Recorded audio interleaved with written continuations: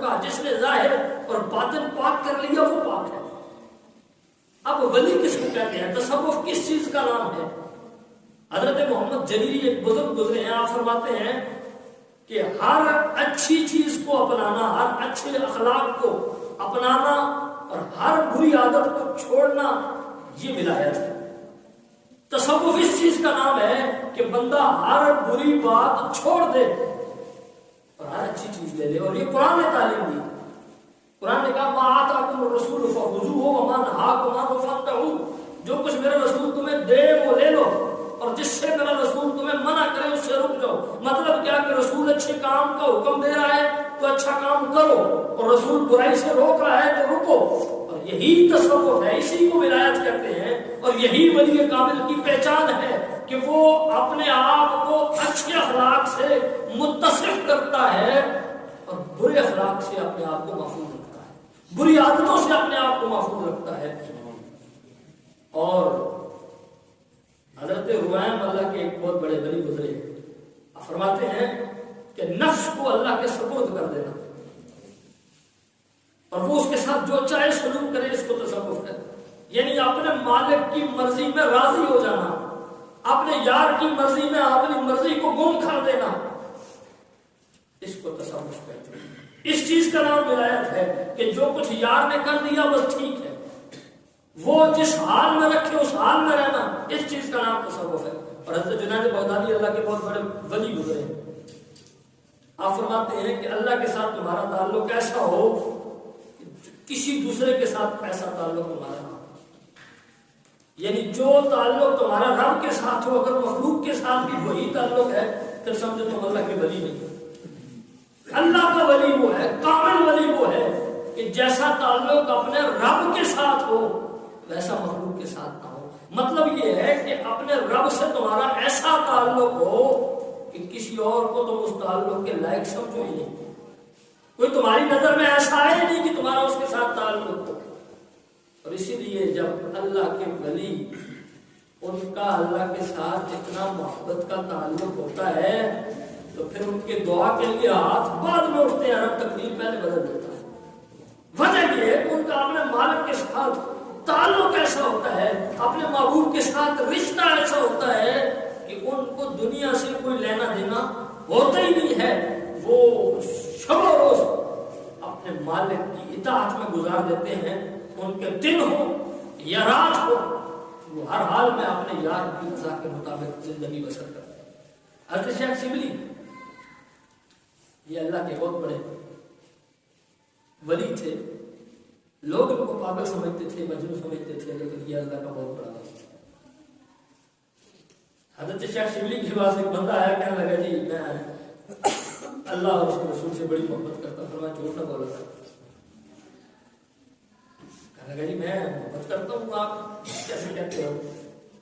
مجھے اللہ سے بڑی محبت ہے، اس کی محبت میرے دل کے اندر ہے، اس کے عشق کی آگ میرے دل کے اندر لگی ہوئی ہے۔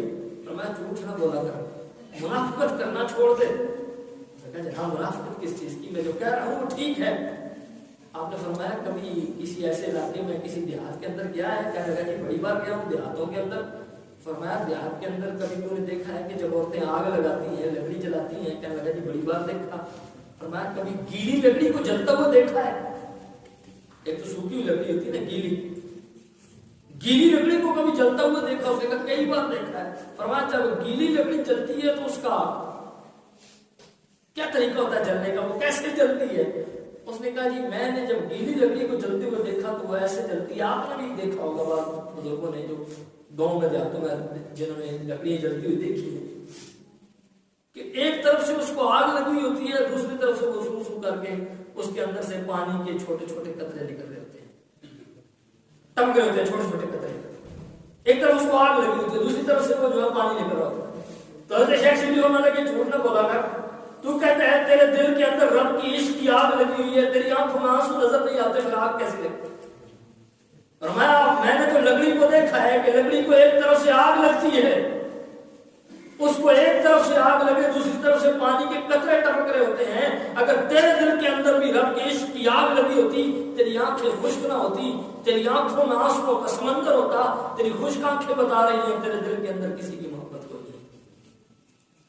تو حضرت شیخ شبلی یہ بہت بڑے اللہ کے ولی گزرے ہیں۔ فرمایا صوفی اس کو کہتے ہیں، اللہ کا ولی وہ ہوتا ہے جو اپنا مخلوق سے تعلق توڑ لیتا ہے، صرف اور صرف اپنے رب کے ساتھ تعلق رکھتا ہے، دنیا سے اس کا ناطہ ختم ہو جاتا ہے، دنیا کے معاملات سے وہ قطع نظر ہو جاتا ہے، صرف اور صرف اس کی نگاہوں میں رب کے جلوے رہتے ہیں، وہ نگاہ یار میں محبوب ہوتا ہے اور ہر وقت اس کی نگاہوں میں یار کے جلوے رہتے ہیں۔ فرمایا یہ وہ دنیا سے ناطہ توڑ دیتا ہے، کاٹ دیتا ہے اپنے تعلقات کو، بس اس کا صرف اور صرف تعلق اپنے رب سے ہوتا ہے، اس کی صرف اور صرف لگن اپنے رب کی طرف ہوتی ہے اور صرف وہ اپنے رب کی طرف متوجہ ہوتا ہے۔ ایک اللہ کے ولی گزرے ہیں، وہ کسی علاقے سے گزر رہے تھے، ساتھ مرید بھی تھے، دیکھا دو اللہ کے نیک بندے، اللہ کے ولی صوفیاء جن کو آپ اور میں اللہ کے ولی کہتے ہیں اپنی زبان کے اندر، وہ دیو تھے، دونوں نے کمبل لپیٹے ہوئے تھے، ایک کے کمبل کو آگ لگی ہوئی تھی اور کمبل بھی جل رہا تھا اور وہ ولی بھی جل رہا تھا، وہ بندہ بھی جل رہا تھا، اور دوسرا تھا جس نے کمبل لپیٹا ہوا تھا، اس کے کمبل کو آگ لگی ہوئی تھی، آگ لگتی تھی وہ بجھا دیتا تھا، پھر لگتی تھی پھر بجھا دیتا تھا۔ تو اللہ کے ولی نے جب دیکھا تو کہنے لگا بتاؤ ان میں سے کامل کون ہے، ان میں سے پہنچا ہوا کون ہے اور ناقص کون ہے؟ تو انہوں نے ذہنی حساب سے دیکھا، انہوں نے کہا جس کو آگ جلا رہی ہے لگتا ہے یہ تھوڑا کم ہے، اور جس کی آگ بجھ جاتی ہے جو بجھا لیتا ہے یہ کامل ہے، چلو لگتی ہے لیکن بجھا لیتا ہے۔ فرمایا نہیں، جو بجھا رہا ہے جل جاتی ہے، بجھاتا ہے جل جاتی ہے، اس کا مرتبہ کم ہے، اور جس کو لگی ہوئی ہے جلا رہی ہے وہ کامل ہے۔ فرمایا جناب یہ کیسے، وہ جل رہا ہے مر رہا ہے، آپ کہتے ہیں وہ کامل ہے، اور جس کی جل کے بجھ جاتی ہے وہ ناقص ہے۔ فرمایا جس کی صرف لگی ہوئی ہے بجھتی نہیں ہے، اس کی طرف توجہ آگ کی طرف نہیں، اس کی توجہ صرف رب کی طرف ہے۔ اس کو لگی ہوئی ہے، اس نے آگ کی طرف دیکھا ہی نہیں، وہ توجہ صرف رب کی طرف ہے اس کی۔ اور فرمایا جس کو لگی ہوئی ہے جب توجہ رب کی طرف کرتا ہے تو لگ جاتی ہے، جب آگ کی طرف کرتا ہے تو بجھ جاتی ہے۔ فرمایا جس کی رب کی طرف بھی توجہ ہو، اپنی طرف بھی توجہ ہو، وہ افضل نہیں ہو سکتا، جس کی صرف اور صرف اپنے یار کی طرف توجہ ہو وہ افضل ہوتا ہے۔ اس کا مقام اعلیٰ ہوتا ہے کہ جس کی توجہ صرف رب کی طرف ہو، اور جس کی طرف مخلوق کی طرف بھی ہو توجہ وہ اتنا افضل نہیں ہوتا۔ اور ان کی سوچ ہے اللہ کے ولیوں کی، ان کے معاملات ہی کچھ الگ ہوتے ہیں۔ موسیٰ علیہ السلام یا کوئی اور بنی اسرائیل کے نبی ہیں، غالباً حضرت موسیٰ علیہ السلام ہی ہے، ایک بندہ پہاڑ پر کھڑا ہو کر عبادت کرنا، جو نوجوان 100 سال ہو گئے عبادت کرتا جا رہا ہے، محو عبادت ہے، ہر وقت عبادت میں مشغول رہتا ہے۔ آپ پاس سے گزرے تو دیکھا عبادت کرتے کرتے انسان بندے سے کچھ نہ کچھ غلطی بھی ہو سکتی ہے، کوئی ایسا نہیں ہے بندہ بالکل گناہ ہو سکتا، اس سے کوئی غلطی ہو گئی، اللہ تعالیٰ کی ناراضگی ہو گئی، مالک ناراض ہو گیا، اور موسیٰ علیہ السلام یا جو بھی اللہ کے نبی تھے ان کو پیغام دے کے بھیجا کہ وہ فلاں پہاڑی پر فلاں جگہ پر ایک بندہ ہے، وہ پتہ نہیں کتنے سال سے عبادت کر رہا ہے، اس کو جا کر بتاؤ ہم تو اس سے ناراض ہیں، ہم تیرے ساتھ ناراض ہیں۔ اس اللہ کے نبی نے آ کر بتایا تو جب اس نے بات سنی تو وہ عبادت چھوڑ کر ناچنا شروع ہو گیا، خوشی منانا شروع کیا، کبھی ادھر دوڑے کبھی ادھر دوڑے۔ لوگوں نے کہا کہ تو عجیب مزاج کا بندہ ہے، نبی اللہ کا تجھے پیغام دے رہا ہے کہ تیرا رب تو سے ناراض ہو گیا، تو خوشیاں منا رہا ہے، جب پہلے کچھ نہیں تھا تو تو چپ کر کے کھڑا عبادت کر رہا تھا، اب جب اس نے کہا کہ وہ ناراض ہے تو بھاگ رہا ہے، دوڑ رہا ہے، خوشیاں منا رہا ہے۔ اللہ کے نبی نے پوچھا کیا ہو گیا تجھے، وہ رب ناراض ہوا ہے تو بھاگ رہا ہے، خوشیاں منا رہا ہے۔ فرمایا وہ ٹھیک ہے، وہ اس کا اور میرا معاملہ معاف بھی کر دے گا، غلطی جو ہوئی ہے معاف کر دے گا، مالک ہے۔ اگر 100 سال یا اتنے 100 سال عبادت کی ہے تو اگر ایک غلطی ہوئی ہے تو غلطی بھی تو معاف کرے گا، اتنی عبادت جو قبول کر رہے ہیں۔ فرمایا پھر تو خوشی سے آگے پیچھے کیوں گھوم رہا ہے؟ فرمایا میں تو اس لیے گھوم رہا ہوں اور اس لیے ناچ رہا ہوں، خوشیاں منا رہا ہوں کہ 100 سال عبادت کی ہے، کبھی اس کا پیغام میرے نام نہیں آیا، آج وہ ناراض ہوا ہے، کم از کم میرے نام پہ پیغام تو بھیجا ہے، آج اس نے مجھے اپنے بندوں میں شمار تو کیا ہے، اس کا مطلب ہے میں اس کی گنتی میں تھا، میری نیکیاں اس کے شمار میں تھیں. آج اگر مجھ سے نافرمانی ہوئی ہے تو مجھے بتایا ہے کہ تیرے سے یہ غلط کام ہو گیا ہے. بتایا بھی ان کو جاتا ہے جن کے کچھ معاملات ہوں.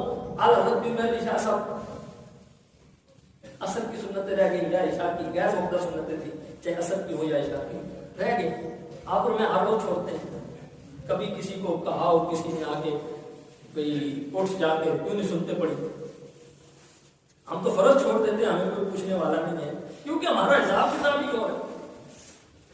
ہم تو گناہوں کے اندر لٹڑے ہوئے ہیں کہ سنتیں تو دور کی بات، ہم تو فرض چھوڑ دیتے ہیں. لیکن پیر علی شاہ صاحب کی غیر مقدر سنتیں چھوٹی، حضور کا دیدار ہو گیا اور ایک بار چھوٹی اور چھوڑ سکتے ہیں، کوئی مسئلہ نہیں ہے شریف. لیکن کچھ اللہ کے ولی ہوتے ہیں، ان کا نگاہ یار کا مقام اتنا بلند ہوتا ہے کہ ان کے فرض تو فرض رہے، ان کی غیر مقدر سنتیں بھی رہ جائیں تو حضور خود دیدار کرا کے کہتے ہیں کہ میرا علی شاہ کیا ہو گیا ہے، اب ہماری سنتیں بھی چھوڑ دی. تو یہ ان کے مقام ہیں، ان کی مرتبے ہیں. آپ سے کچھ پوچھنے والا نہیں. تو وہ اللہ کے جو ولی ہوتے ہیں ان کی سوچ، ان کا زاویہ، ان کا مطمع نظر الگ ہوتا ہے. حضرت ذنون اللہ کے بہت بڑے ولی ہوئے، حضرت ذنون مصری. آپ فرماتے ہیں کہ